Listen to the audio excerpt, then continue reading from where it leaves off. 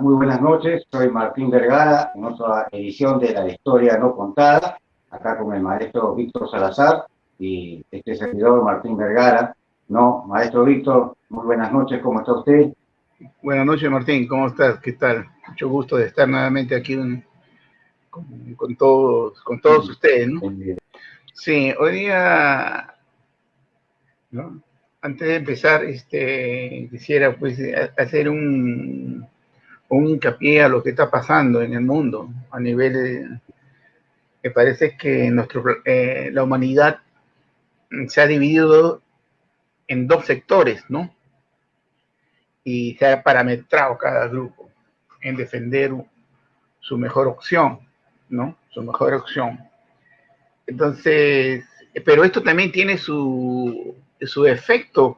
Ya se había hablado, los mayas habían hablado de estos problemas, por ejemplo, del virus, ¿no? Que en esta era, el elemento que sería afectado en la humanidad sería el aire, el elemento aire, lo cual implica que el coronavirus se ha extendido por el mundo a través del aire, ¿no? Y que ha afectado, y también pues por lo mismo que ha afectado, ha generado un conflicto, digamos, de necesidades no atendidas, ¿no? No atendidas. Entonces, esto ha calentado y ha exacerbado a las personas, ¿no? A tomar actitudes aguerridas, ¿no? Porque no hay solución, ¿no? No hay solución, ¿no? Yo quisiera empezar esta reunión, ¿no?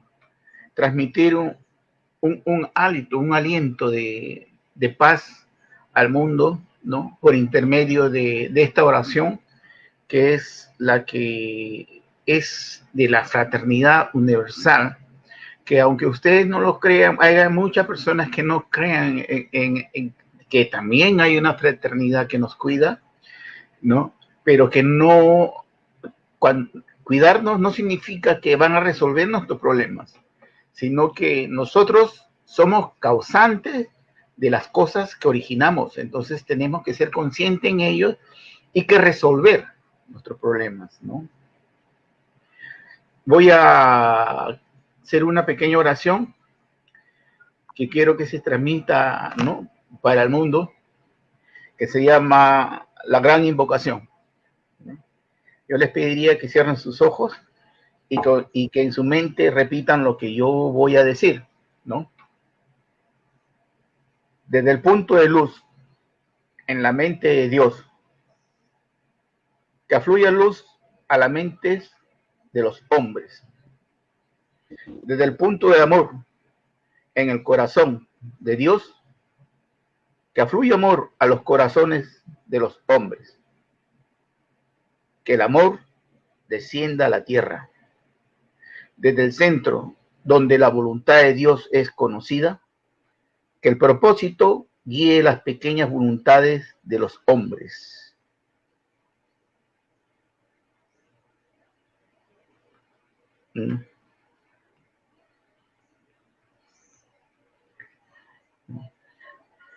El propósito que el maestro conoce y sirve, y que Cristo retorne a la tierra, desde el centro de amor, donde la voluntad de Dios es conocida, que afluye amor a los corazones de los hombres. Así sea.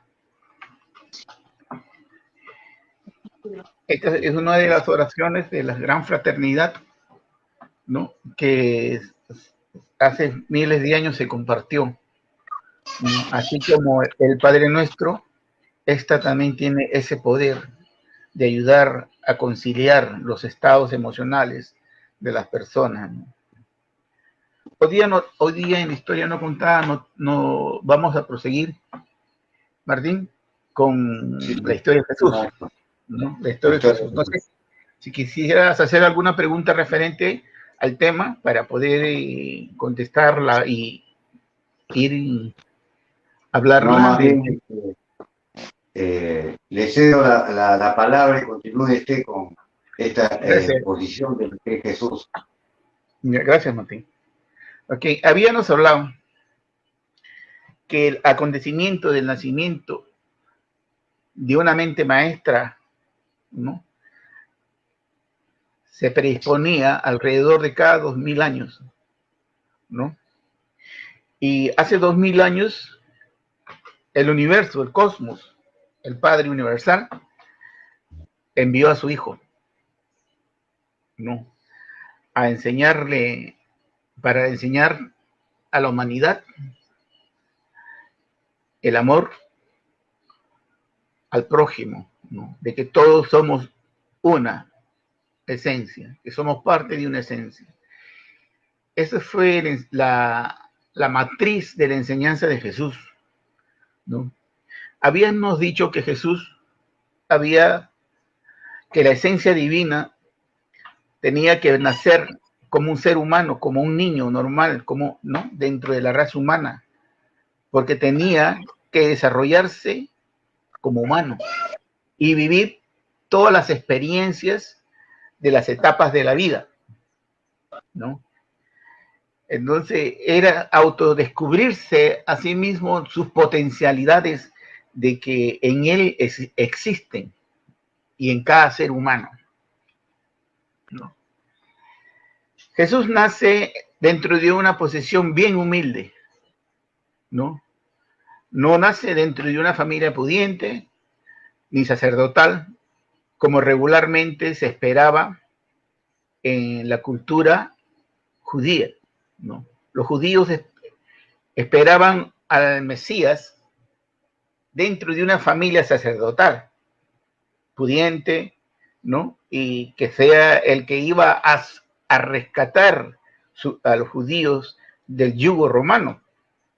Pero esto fue al revés, no fue lo que ellos pensaron, y no, por eso es que rechazaron a Jesús como su maestro, ¿no?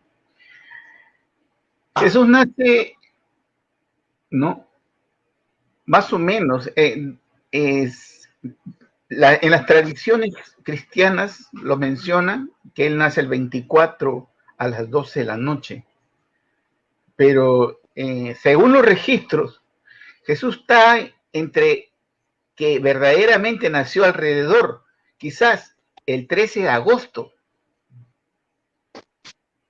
¿no? Lo que pasa que el 24 al 25 de diciembre es que nace el sol del equinoccio, ¿no? Entonces, los antiguos maestros, los grandes avatares, las eminencias que venían al mundo, que estaban asociados al rito solar, siempre lo ubicaban en esa fecha, el 24 para el 25 de diciembre, que era el nacimiento del nuevo sol, ¿no? Hablamos cosmológicamente, ¿no?, que la oscuridad descendía para nacer, porque el sol se ubicaba en la parte más lejana de su órbita, ¿no? Entonces, al alejarse había ciertos temores antiguamente, ¿no?, que no iba a aparecer el sol. Pero llegaba el momento en que el sol nuevamente comenzaba a nacer y la oscuridad descendía. Entonces, esto se asumió como un rito y dentro de las culturas ancestrales, y que ha quedado como patrimonio en las diferentes escuelas herméticas, ¿no? En la actualidad, el rito masónico es un rito solar, ¿no? El rito templario es un rito solar. El rito Rosacruz es un rito solar. Las enseñanzas gnósticas es un rito solar. Todo la cultura egipcia a través del rito de Isis es un rito solar. O sea, todo enfoca a ese término solar, logos. Es por eso que Jesús fue llamado el sol, el logos, el número 7, la rosa. Se implica un sinfín de símbolos para poder entender la grandeza, ¿no?, de ese personaje en la historia de la humanidad, ¿no? Que a pesar que han pasado 2000 años, su huella ha calado en el corazón de la humanidad, ¿no? Entonces, tanto es así que en el Santo Sepulcro en Jerusalén, donde está la tumba de Jesús, la bóveda celestial es un sol, ¿no? Que nos hace ver que el rito solar, ¿no? Jesús, cuando nace, hablan de los tres grandes maestros que llegan cuando él ha nacido. Pero habíamos dicho que no únicamente habían llegado los tres reyes magos, ¿no? Conocidos como Melchor, Baltasar y no me recuerdo ahorita el otro, pero eran de diferentes tradiciones filosóficas, ¿no? Ahí estaba representado el budismo, estaba representado, otro mago era de Zoroastro, ¿no? Del mitrismo, otro mago venía de la India, con las doctrinas védicas, ¿no? Pero también habían llegado del monte Shakta, los maestros lemurianos, ¿no? Habían llegado también los maestros de la cultura andina, ¿no?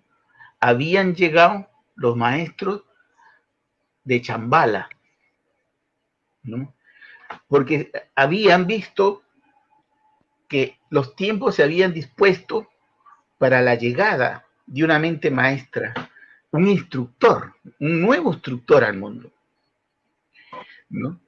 Entonces, una vez que llegan, le dan la bienvenida, el reconocimiento al nuevo Mesías, al nuevo maestro. La misma fraternidad concuerda en ayudar, ¿no? Y darle la responsabilidad a los esenios para que ellos sean la fraternidad encargada de cuidar, instruir, ¿no? A Jesús y a la familia, ¿no? A la familia, ¿no? Tanto es así, se dice que los tres reyes magos, conjuntamente con la fraternidad, se habían comprometido en darle un diezmo a la familia para que no pasen necesidades, ¿no? Pero esto no era que ellos iban a llevar una vida opulenta, ¿no? Simplemente para que puedan solventar sus necesidades. Habíamos dicho que esta hermandad de los esenios, que estaban también en el monte Tabor, el monte de los profetas, de la escuela de Elías, donde ahí pasó su juventud María, y fue predestinada, separada entre tres mujeres que habían. Entonces vieron de que María sería el recipiente donde vendría este gran espíritu, ¿no? A albergar para que nazca. Es así que María, más o menos a los 13 años, vivía en la escuela de los profetas. Otra curiosidad también es que Ana, su mamá, también el nacimiento de María también fue virginal, como lo fue Jesús. María también era estéril, no podía tener hijo. Entonces se le apareció un ángel y pasó el nacimiento de María. Ana la compromete a María a que vaya al monte de los profetas, monte Tabor, y que desde ahí, ¿no? se predisponga a que ella sea, ¿no? el recipiente donde iba a venir esta mente maestra. Entonces, José, que era parte también de los esenios, también, pero José tenía 40 años. José era un viudo, tenía 4 hijos ya. Entonces, los maestros le encargan a José, a María, que la cuide, ¿no? Que no la trate como si ella iba a ser su mujer en sí, sino se le encargó el cuidado de María, ¿no? De 13 años a 40 años, José era una persona bien adulta, ¿no? Dentro de sus hijos que tenían, eran pequeños, está Judá, está Santiago, está José y está Marta, creo. Lucas, no me recuerdo, son nombres así más o menos. Entonces, nacen en el tiempo donde está Herodes, Antipa, ¿no? Herodes Antipa, pues, al saber que había venido, que según todas las profecías indicaban que había llegado un maestro, quiso buscarlo para hacerle daño, matarlo, eliminarlo, ¿no? Entonces, en común acuerdo con los esenios, y por la intervención de la Hermandad Blanca, coordinan para que Jesús con sus padres, o que sus padres lleven a Jesús a Alejandría, donde él estuvo una temporada en Egipto, ¿no? Para que no puedan hacerle daño al niño, ¿no? A la muerte en Egipto, cuando llega a Egipto, la fraternidad esenia, los coptos también, ¿no? Y los gnósticos reconocían en el niño, ¿no? Que él era el mensajero de Dios, que él era el Mesías, ¿no? Pero que tendría que pasar todo un proceso, ¿no? De no ser interrumpido en adelantar información que pueda de una de otra manera perjudicar su desarrollo como un niño normal, terrestre, ¿no? A la muerte de Herodes regresa Jesús con la familia a Nazaret, ¿no? Entonces, los esenios le dan para que un miembro, una viuda llamada Judy, sea quien se preocupe por la educación y el desarrollo de Jesús, ¿no? Entonces, estaban al tanto hasta que más o menos cuando Jesús llega a cumplir unos 13 años,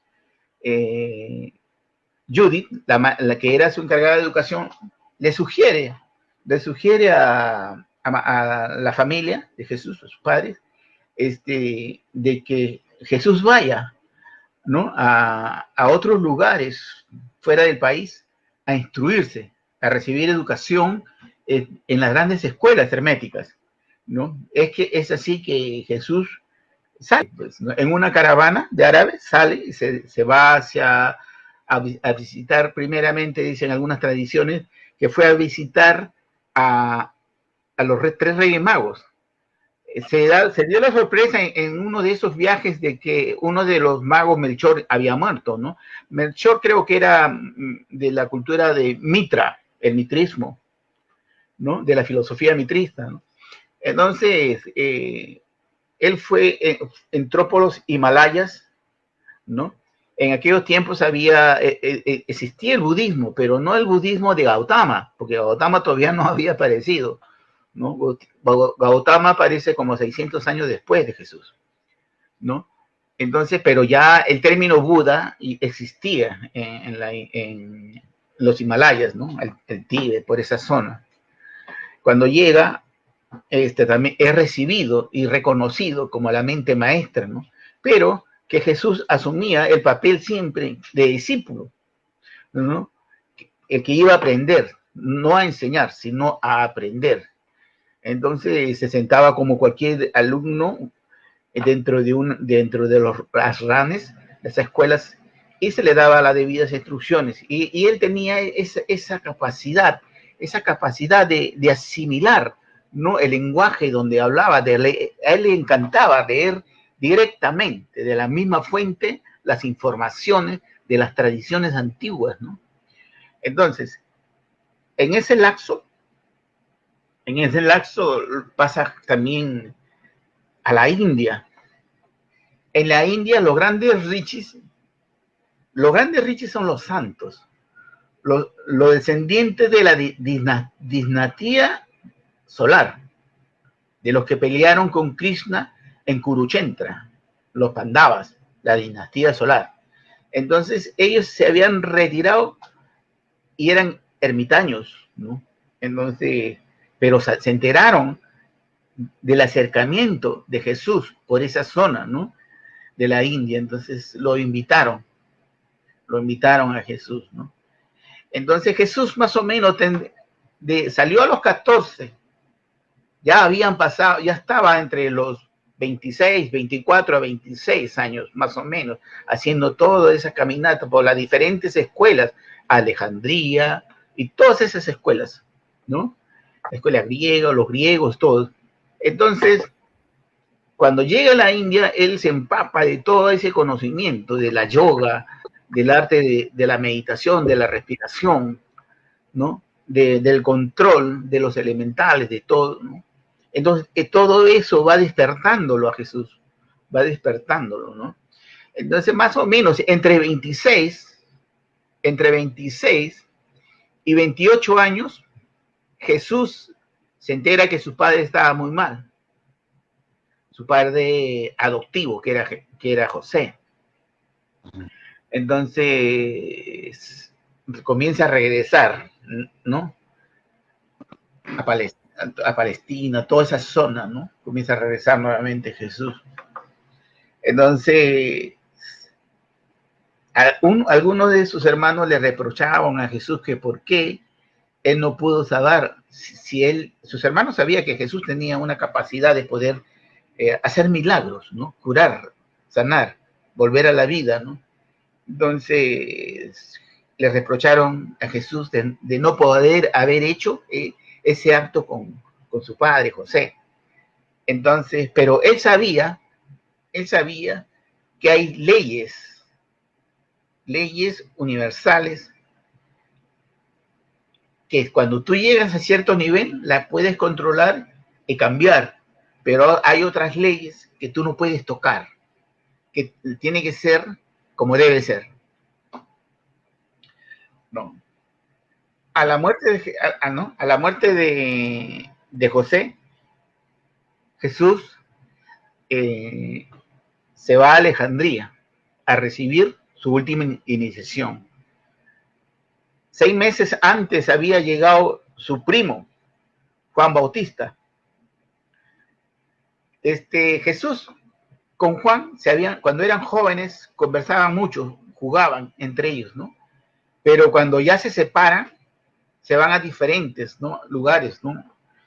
Su viaje largo que tuvo Jesús y Juan, que fue dado al cuidado de uno de los grandes maestros esenios.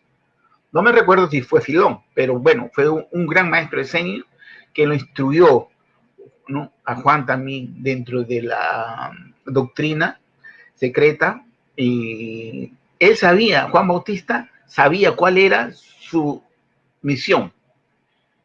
Él sabía que él solo tenía que preparar el camino para la mente maestra que venía.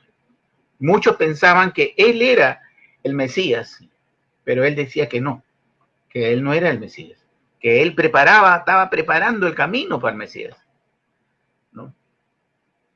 Entonces, tanto Jesús como Juan estuvieron en Alejandría, donde recibieron las grandes iniciaciones, ¿no? De los ritos solares y todo ello, ¿no? Prueba de ello es que el bautismo es parte del rito solar. La hostia que cuando el cura se levanta así, ese es el sol del rito solar, ¿no? Entonces, a pesar que los dos tuvieron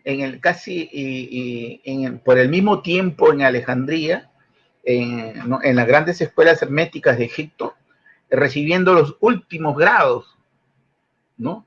De las iniciaciones y el compromiso que iba a asumir Jesús, ¿no? De la responsabilidad de ser el conductor, ¿no? Del nuevo pensamiento, de las nuevas doctrinas que sería de paz y amor, ¿no? Entonces, en Egipto no se pudieron encontrar Juan con Jesús. Entonces, como ellos se habían separado desde muy pequeños, físicamente ya no se encontraban, ya no sabían si, a veces cuando crecen, pasan 15, 16 años, la facción va cambiando, Dios, ¿no? Va creciendo. Entonces, cuando Jesús regresa, ¿no? A Palestina, ¿no? luego de haber sido iniciado en Egipto, 6 meses antes ya había venido Juan. Entonces Juan ya estaba haciendo su trabajo, ¿no? En el río Jordán, no estaba bautizando. Él decía, yo bautizo con agua, ¿no? Yo bautizo el cuerpo, ¿no? Pero el que viene tras de mí, él bautizará con el fuego, o sea, bautizará el espíritu. Él, Juan encargado de la materia y Jesús del espíritu, de la esencia divina. Ese es el fuego, ¿no? Entonces, cuando en una de esas ocurrencias Jesús llega pues a Palestina y se encuentra, va a buscarlo a Juan. Entonces se encuentra con Juan. Juan ya tenía a sus discípulos, que eran unos que otros decenios también.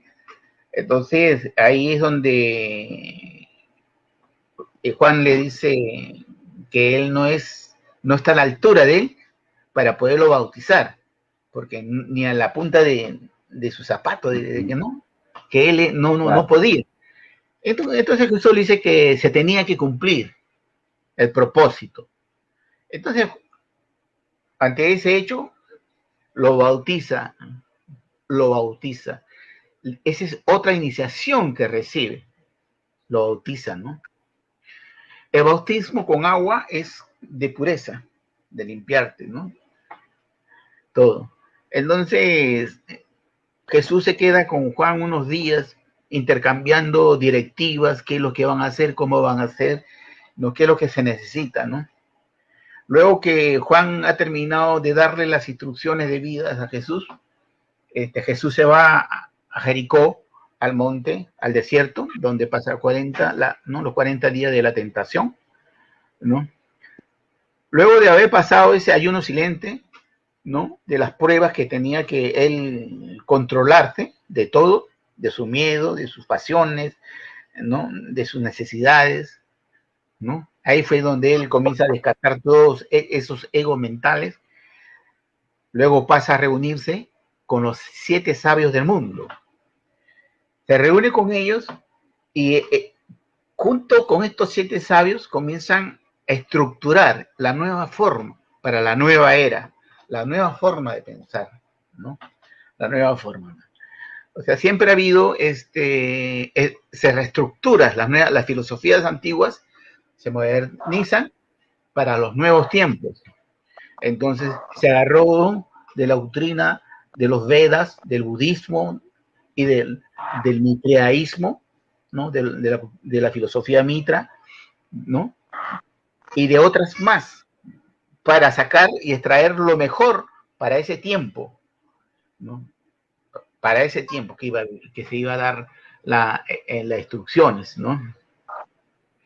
Entonces, luego que ha pasado eso, Jesús ya regresa, ¿no? Regresa, ya Jesús también ha asumido el compromiso voluntario, ¿no? De todo lo que iba a pasar. O sea, Jesús sabía que él iba a morir.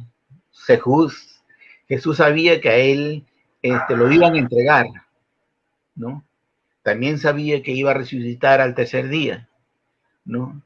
Entonces, todo lo que vivió Jesús está dentro de un rito también, ¿no? Es lo que se hace en muchas escuelas en la actualidad, ¿no? En la muerte, el renacimiento, ¿no? Es en escuelas herméticas, cómo son iniciados, ¿no? Las personas que llegan a cierto nivel de búsqueda y se conecta nuevamente, ¿no? Con estas escuelas que en algunos casos han perdido el camino, ¿no? Pero la esencia siempre se ha mantenido, ¿no? Se ha perdido el camino porque los seres humanos lo han viciado, lo han contagiado con sus actitudes profanas, ¿no? Pero la esencia no se ha perdido, porque es simplemente como que se parte de un lado y la esencia sigue encontrándose, ¿no? Entonces, es muy interesante ya Jesús cuando está encaminado con el mensaje. También queremos decirles que en la vida de Jesús, esos personajes que aparecen de blanco, llamados ángeles, que hoy en día le tenemos que llamar seres extraterrestres, que están aquí, miembros de la gran fraternidad blanca, ¿no? Que ellos son los que estuvieron muy cerca a Jesús, ¿no? Muy cerca a Jesús. Pero eso no iba a quitar que el propósito que tenía, todo el camino del procedimiento y el procedimiento que iba a llevar Jesús sea descartado o ayudado divinamente, ¿no? Él tenía que vivir toda su vida como humano, su muerte como humano. Cuando sufrió como humano. Cuando él lo golpea, lo maltrata, el dolor que él siente es como humano. Cuando es crucificado, esa agonía y todo ese sufrimiento que él tiene ahí es como humano, ¿no? La gnosis, algunas doctrinas gnósticas que hay por ahí dicen, ¿no? Que el famoso, Dios mío, ¿por qué me has abandonado? Ali, Eli, lama sabachthani. En ciertas escuelas lo han interpretado de esta forma: aquel que reniega de mí mantiene mis heridas abiertas. No, Ali, lama sabachthani. Pero bueno, son unas facciones por ahí que tienen eso, ¿no? Entonces Jesús, una vez que ha llegado a su potencial, que son a los 30 años, porque su peregrinación solo duró 3 años, ¿no? El mensaje era 3 años, ¿no? Regularmente todas estas mentes maestras no envejecen aquí con la tierra, o sea, no se quedan muchos años. Su estancia aquí para instruir es corta, ¿no? De acuerdo a mí, es corta. Entonces Jesús comienza pues a buscar a la gente más pobre, aquellos que han perdido la esperanza, ¿no? Y les habla de que siempre el Padre está con él, ¿no? O sea que los cura, los cuida, los sana, ¿no? Él hace proezas de acuerdo también de lo que él había podido asimilar, ¿no? El arte de sanar, de curar, ¿no? El arte de hablar a la naturaleza. Eso se da, es importante, ¿sabes por qué? Porque eso se da cuando uno ha llegado a ciertos niveles, ¿no? Que su cuerpo, su campo electrónico ya no es como una persona normal, o sea, ya ha despertado conciencia de quién es él, ¿no? Por eso él dice, mi padre y yo somos uno, ¿no? Los judíos dicen, no, ¿cómo vas a ser tu hijo de Dios? Pero todos los humanos, todo el universo, todos los seres vivientes, animales, todos somos parte de Dios. Hay que estar claro en eso. O sea, nosotros no estamos separados de Dios. Tanto es así que Luzbel también es hijo de Dios. ¿No? Es hijo de Dios. Luzbel tiene un propósito en el universo, ¿no? Pero él también es hijo de Dios. No está separado. O sea, no hay nada que esté separado de la esencia divina, del creador, ¿no? De Dios, llamémosle así. Entonces, Jesús comienza a enseñar su doctrina, ¿no? Y rompe los esquemas, porque si muy bien es cierto que Juan Bautista era bien estricto con la ley, ¿no? Bien estricto con la ley, Juan. Ojo por ojo, diente por diente, Juan era así. Pero Jesús no era así. Jesús cogía el espíritu de la ley. ¿Y qué es el espíritu de la ley? ¿No? El espíritu de la ley era que si esa persona que estaba enferma y que el día era el sabbat, que no podías tú curar, no podías trabajar en nada, él lo hacía. Y le reclamaba, claro. ¿Por qué lo haces? ¿Por qué lo haces? ¿No? Entonces es que él quería enseñar el espíritu de la ley. O sea, el criterio propio, ¿no? Esto es bueno, esto es malo. ¿Por qué voy a dejar que esta persona se muera si yo puedo salvarla? ¿No? Entonces, eso enseñaba Jesús. Jesús enseñaba la igualdad, ¿no? Entonces, en su núcleo familiar, su núcleo, había mujeres y hombres, ¿no? Judas era encargado de la administración. Judas es una persona bien preparada. Y Judas sabía en sí quién era Jesús y cuál era su misión acá en la tierra. Él le dice a Jesús, yo sé quién eres tú, le dice Judas, ¿no? Entonces, esas palabras hizo que Jesús lo acerque más, Judas, a él, ¿no? Y por eso fue que a él le encargó, haz esto, porque tiene que pasar, entrégame. Él no quería, no, maestro, ¿cómo voy a hacer eso? Entrégame. Fue el único que quiso aceptar, porque él sabía quién era Jesús en sí, ¿no? ¿Quién era Jesús en sí? ¿No? Hay un pasaje en el Evangelio de Judas que Jesús, en el día de la cena, Jesús entra y lo ve orando a su discípulo y él hace una risa, pues, ¿no? Pero le dicen, maestro, pero ¿por qué te ríes de lo que nosotros estamos orando? Es que ustedes están orando a un Dios del cual yo no les he hablado, no es el Dios del cual yo les hablo. ¿Qué quiso decirnos Jesús ahí? Que los discípulos estaban rezando al Dios de su creencia. Y Jesús le dijo, yo no les hablo de él, yo le hablo del Padre, del Creador. Dentro de la doctrina y las enseñanzas de Jesús, Jesús nunca mencionó el nombre solo llamaba Padre, nunca dijo se llama así, el Dios se llama así, no, nunca dijo eso. Siempre del Padre, el Padre y yo somos uno, mi Padre. Ese era el mensaje, ¿no? Y es que un hombre no puede atarlo a Dios. ¿No? Un hombre no puede atar a Dios. A veces no podemos filosofar para conjeturar qué es Dios también. No, nosotros no estamos en esos niveles de conciencia de poderlo entender, la grandeza, ¿no? Entonces, a veces los científicos son ateos porque no lo entienden, pero hay muchos científicos ahora con la nueva estructura cuántica que saben que hay algo más que la vida, ¿no? que esta forma, sino que hay algo más. Y eso es muy interesante, ¿no? Porque al fin y al cabo, la ciencia y el conocimiento hermético se están juntando. Simplemente hablan con diferente lenguaje, ¿no? Con diferente lenguaje, ¿no? Entonces, cuando Jesús se entregó, él no quiso hablar nada, ¿no?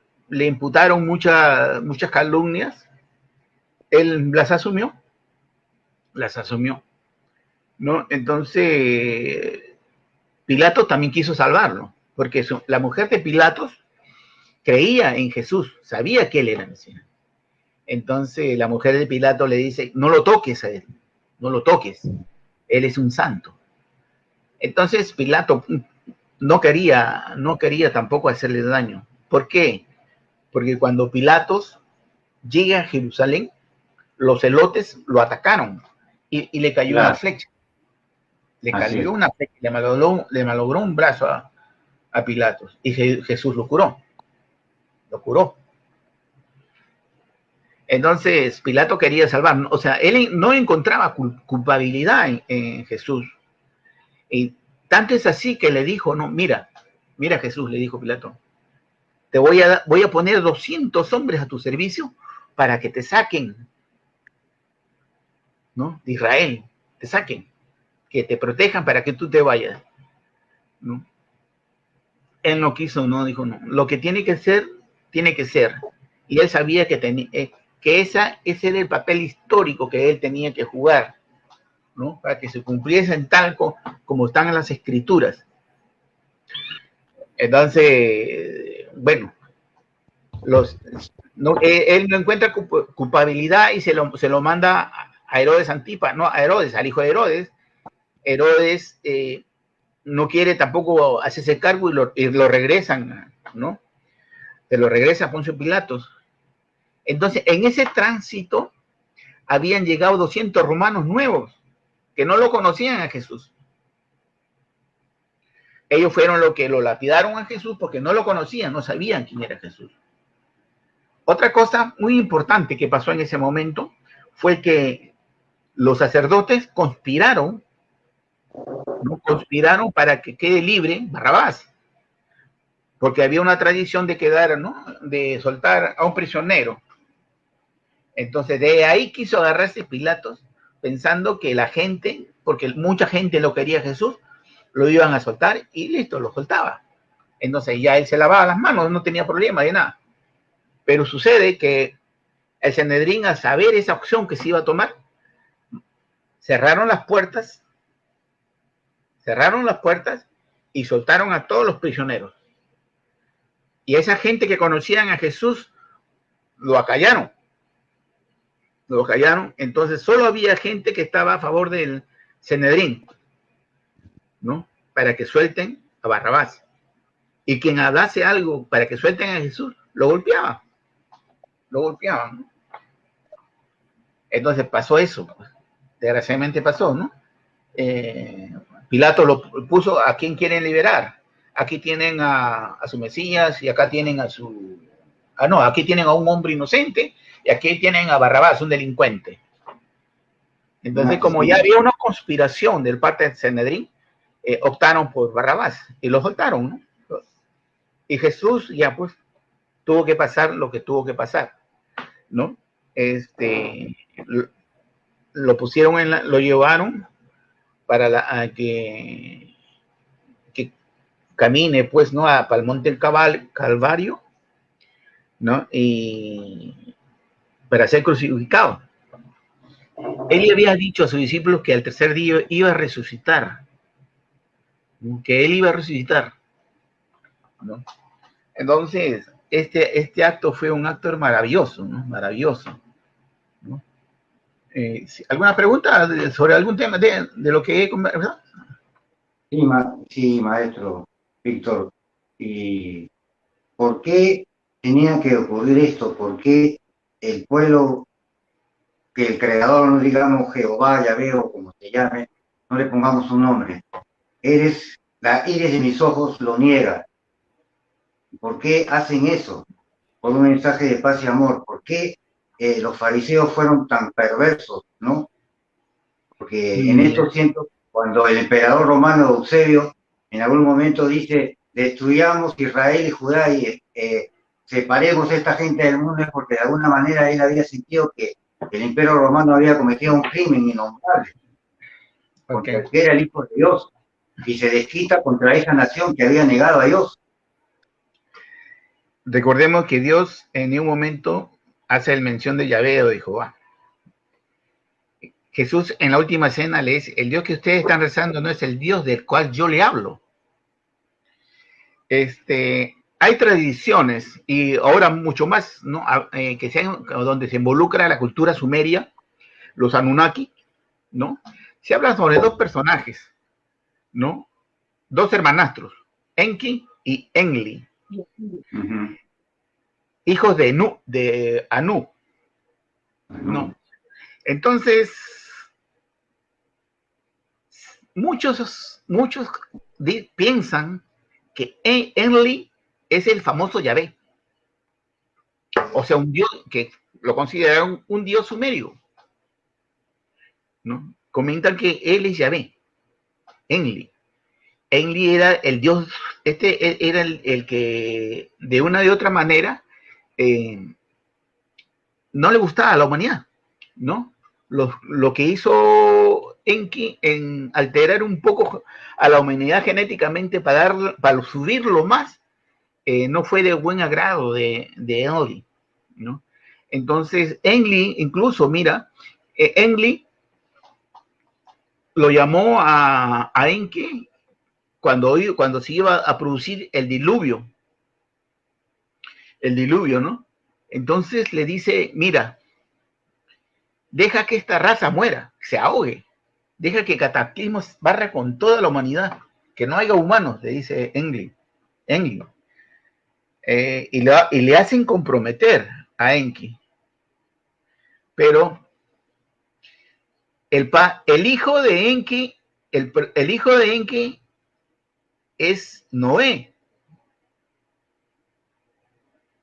En las tradiciones de Melquisedec, en las tradiciones sumerias, el famoso Noé, que hecho que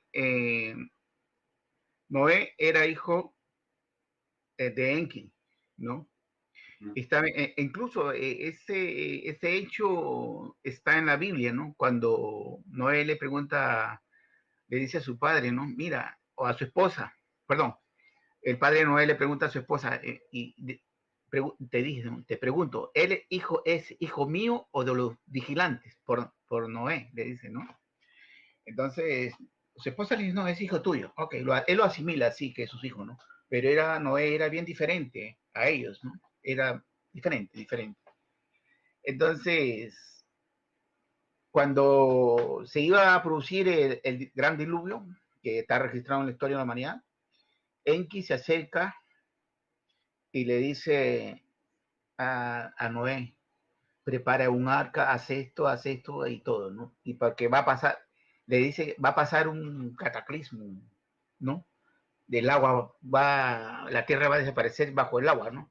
Prepara una nave, le da la medida, todo, ¿no? Entonces,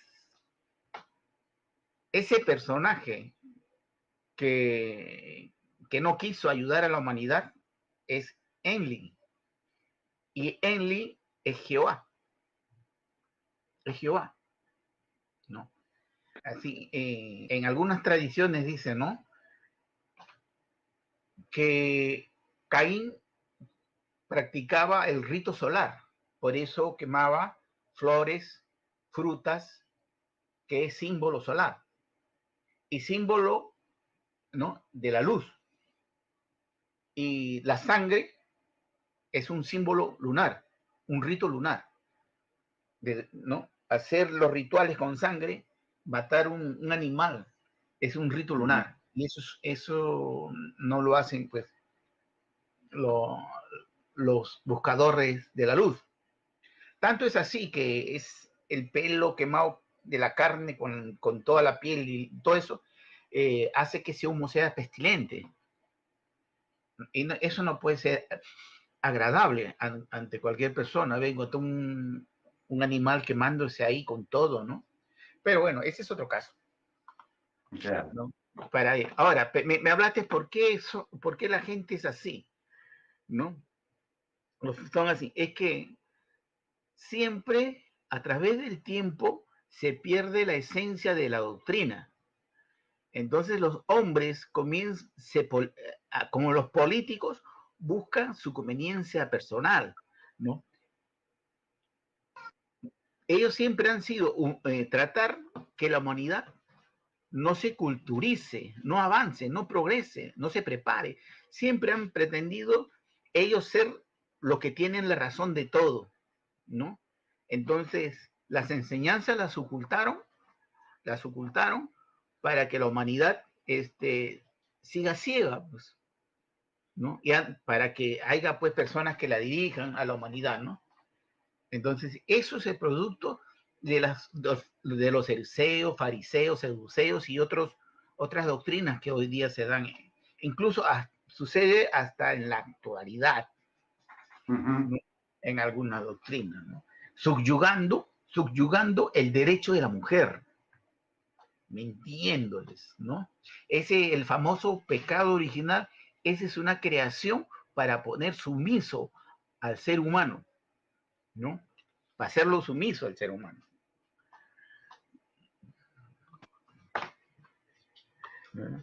Ahora, y ellos vieron como una amenaza, lo vieron. Por supuesto, pecado, ¿cómo usted puede retratar esa parte, ¿no? De que la mujer cedió y Adán no, y de alguna u otra manera como que la mujer por eso tiene que estar sometida al hombre, ¿no? Cuando muchas veces los hombres tienen muchos compromisos y dejan hijos abandonados, y los que son padres y madres son las mismas madres, ¿no? Porque si no existiera la mujer, no existirían los humanos en tanta cantidad, porque de por sí los hombres son un poco más calculadores, digamos, ¿no? Claro. En inicio, los primeros sacerdotes en la tierra, cuando recién se transmite de los dioses el conocimiento a los sacerdotes, eran mujeres, no eran hombres. Quienes transmitían, y prueba de ello son las tradiciones de Isis, el rito solar, ¿no? Entonces, ¿qué es lo que pasó? Que el hombre vio con peligro eso, ¿no? Que como se sintió excluido, entonces, poquito a poquito fue minando para quitarle el poder a la mujer y apoderarse de él y discriminarlo. Por eso, María de Magdala era sacerdota de Isis, era una persona que sabía mucho sobre conocimiento. Y muchos de sus discípulos de Jesús eran pues pescadores, no tenían cultura, no habían estudiado, ¿no? El único estudiado era ahí Judas, ¿no? Entonces, ¿qué pasó? Hay otra cosa importante en todas las tradiciones, que también la iglesia católica oculta. Claro. Adán, o sea, la primera mujer de Adán no es Eva. Así es. Fue Lilith. Lilith, claro. Y de este conocimiento lo tienen los judíos y no quisieron compartírselo a los cristianos. Así es. Nace Lilith y Adán, el primer Adán, ¿no? La primera mujer nace al mismo tiempo, conjuntamente. Entonces, Lilith no fue sacada de la costilla de Adán, ¿no?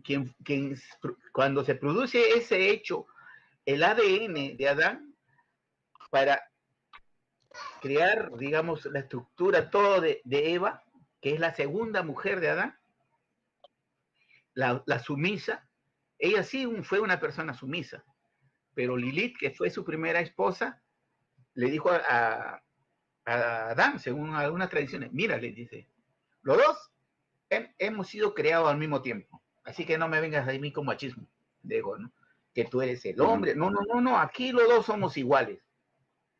Entonces, ante esa queja de Adán, ¿no? Que no permitía, pues, que subyugarla, que Eva, que Lilith se subyugue a la voluntad de Adán, ella se va más o menos para la zona de África, ¿no? Y ahí es reconocida, ¿no? Y después maltratada, dándole un nombre, Lilith, la demonio, ¿no? Le dan ese aspecto feo que, ¿no? La que enamoraba a los hombres y le comía sus energías a los seres humanos, ¿no? Pero ese ha sido creado para poder ocultar la verdadera naturaleza de Lilith, ¿no? Eso ha sido siempre así. Lo mismo ha pasado con María de Magdala, ¿no? Se le desacreditó y se le puso el nombre que era una mujer de la calle, cuando no era así. Nunca ha sido así. Felizmente que hoy en día ya los últimos papas reconocieron la grandeza de María de Magdala, ¿no? Tampoco María ha sido la concubina o la esposa del gran maestro, ¿no? De Jesús, ¿no? Yo lamento de Robert Abeley que haya tenido esa idea, ¿no? Y el priorato de Sion, que nació una hija de Jesús, comunión con María de Magdala, y que fue llevada a Inglaterra, ocultada, llamada Sara, ¿no? La egipcia y todas esas cosas. Este fue un cuento del priorato de Sion. El mismo creador de esto de Sion reconoce que fue una mentira todo eso, ¿no? El grial en sí, esa copa, que es el grial, es una copa muy antigua, que se le llevaban a los grandes maestros para que de ahí hagan el ritual ¿no? Bajo esa copa, ¿no? Que es conocido como el Santo Grial, nace toda una tradición, ¿no? Que fue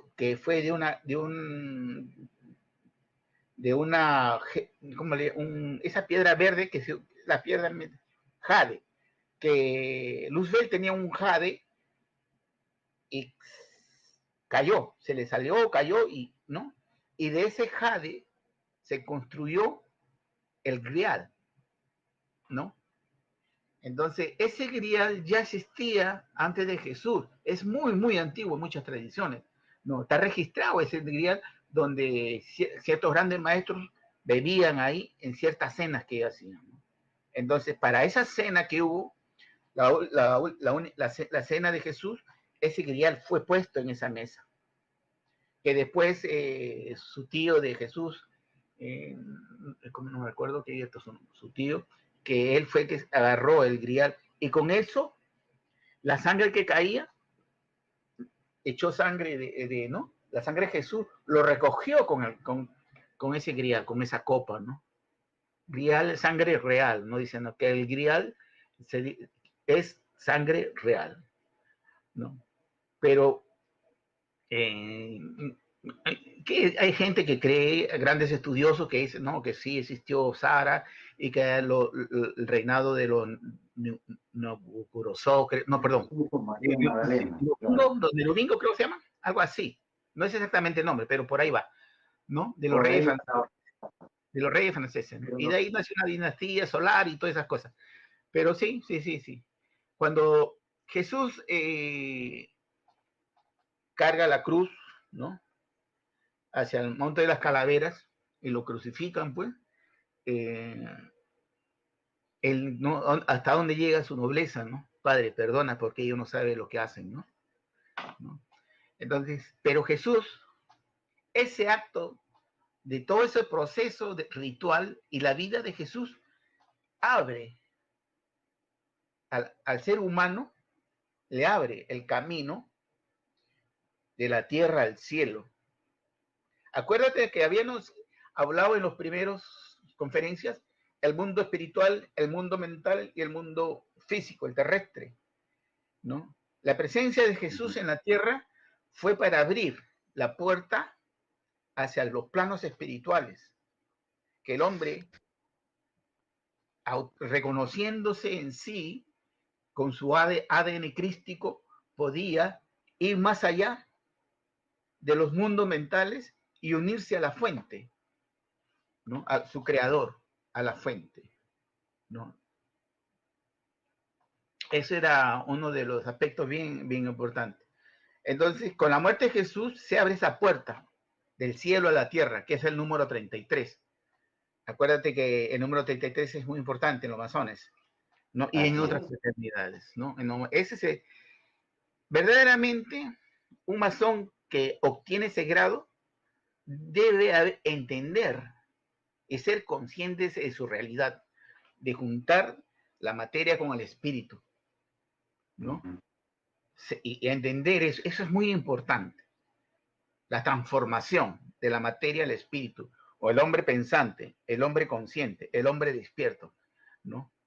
Pero a veces no se da, pues. A veces ese 33 a veces se regala, ¿no? Hay algunas algunos masones que pretenden cambiar todo eso, ¿no? Pero lo que tengo que decir es otra cosa muy, muy importante. Las instituciones no son malas, son los hombres que entran a querer distorsionar el mensaje, ¿no? El mensaje, ¿no? Yo creo que ahí ya podríamos entender quién fue Jesús. ¿Alguna pregunta? Creo que ya estamos en la hora, Martín. Sí, maestro, lamentablemente pues tenemos un corto espacio de tiempo y hay muchas inquietudes y muchas cosas respecto a lo que usted nos está comentando, ¿no? Es un mensaje de paz, amor, transformación, ¿no? De alguna u otra manera, y de conocimiento y saber estudiar y ser real y verdadero, ¿no? Ser consciente de que tenemos un tiempo muy limitado, ¿no? Para realmente demostrar, ¿no? Que somos verdaderos, que somos auténticos y de alguna manera creer en eso que es tan irreal en este mundo de consumismo, en este mundo actual, lo que es el amor, lo que es el ser bueno, altruista por los demás. Eso es algo que está muy hablado, pero muy poco practicado, y eso es lo que hasta ahora el mensaje de Jesús cala en mí porque es algo que es trascendental, ¿no? Ha sido un gusto estar con usted, maestro Víctor, en esto de la historia no contada, Martín Vergara, y realmente emociona, ¿no? Tengo muchas preguntas que hacerle, pero voy a hacerlas en la próxima semana, ¿no? Porque este es un tema que no acaba y no queda en una sola nación, queda para todo el mundo y todas las razas, ¿no? Y todas las edades y todas las épocas, porque es la cuestión central, ¿no? Claro, así es, efectivamente. La presencia de Jesús tuvo un mensaje, pero también ahora este mensaje, la vida de Jesús, también se ata con la vida extraterrestre en la actualidad. Y eso lo podemos tocar la próxima tenida, ¿no? La próxima semana, maestro. La parte de la influencia extraterrestre en la Tierra, ¿no? Así es. Así es. Ok, entonces, gracias por estar con nosotros. No, gracias, Martín, gracias. Un honor, un honor tenerlo usted. Un abrazo. Gracias por esa oportunidad. Maestro, por favor. Maestro, me despido de usted hasta la próxima semana. Sí. Pásenle. Gracias. Nos vemos.